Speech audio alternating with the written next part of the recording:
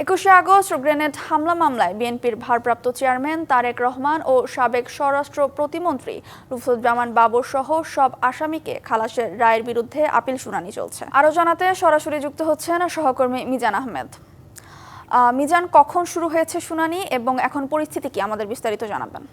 ফারা, যেমনটি আপনি দর্শকদের জানাচ্ছিলেন, আসলে প্রধান বিচারপতির নেতৃত্বে 6 বিচারপতির আপিল বেঞ্চে সকাল 10টা নাগাদ কিন্তু এই শুনানিটি শুরু হয় এবং আপনি যেমনটি জানাচ্ছিলেন দর্শকদের, আসলে 2004 সালের 21শে আগস্টের সেই ঘটনা আজকে কিন্তু 19 আগস্ট, অর্থাৎ দুদিন পরে কিন্তু সেই ভয়াবহ পৈশাচিক হামলার যে দিনটি, সেই দিনটি কিন্তু রয়েছে এবং সেক্ষেত্রে বলা যায় যে গত 21 বছরেও কিন্তু এই মামলাটির নিষ্পত্তি হয়নি। অর্থাৎ দেশের বিচারিক ইতিহাসে মামলার যে দীর্ঘসূত্রিতার বিষয়টি আলোচনা হয়, সেক্ষেত্রে একটি উজ্জ্বল দৃষ্টান্ত হতে পারে 21শে আগস্ট গ্রেনেড মামলা এবং সেই ভয়াবহ হামলায় কিন্তু আইভি রহমান সহ 24 জন মারা গিয়েছেন এবং প্রায় 400 আওয়ামী লীগের নেতাকর্মী আহত হয়েছেন এবং সেই মামলার বিচারিক আদালত 2018 সালের 10 অক্টোবর যে রায়টি দিয়েছিল, সেই রায়টিও কিন্তু আসামির সংখ্যার বিবেচনায় বেশ উল্লেখযোগ্য একটি সংখ্যা এবং সেক্ষেত্রে 52 জন আসামির মধ্যে কিন্তু 19 জনকে মৃত্যুদণ্ড এবং 19 জনকে যাবজ্জীবন সাজা দেওয়া হয়, পাশাপাশি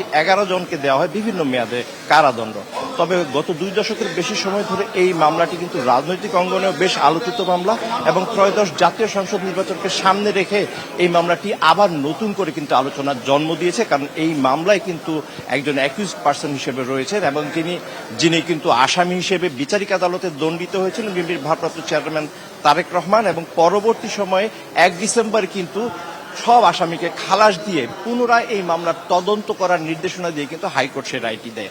আজকে 7 বিচারপতির আপিল পূর্ণাঙ্গ বেঞ্চে শুনানিটি হওয়ার কথা ছিল, যেহেতু বিচারপতি AK-M আসাদুজ্জামান বর্তমানে আপিল বিভাগে রয়েছেন এবং তার রায়ের বিরুদ্ধেই রাষ্ট্রপক্ষের আপিলের এই শুনানি, সেহেতু কিন্তু তিনি এই শুনানিতে থাকছেন না। তৃতীয় দিনের মতো রাষ্ট্রপক্ষে deputy attorney general barrister Abdullah Al Mahmud তিনি তার যুক্তিতর্ক উপস্থাপন করছেন এবং এই যুক্তিতর্ক শেষে হয়তো আবার কিন্তু আসামি পক্ষরা তাদের বক্তব্য উপস্থাপন করবে না এবং আজকে প্রধান বিচারপতি জানিয়েছেন আগামীকাল এই মামলাটির শুনানি হবে। এই ছিল সবশেষ তথ্য।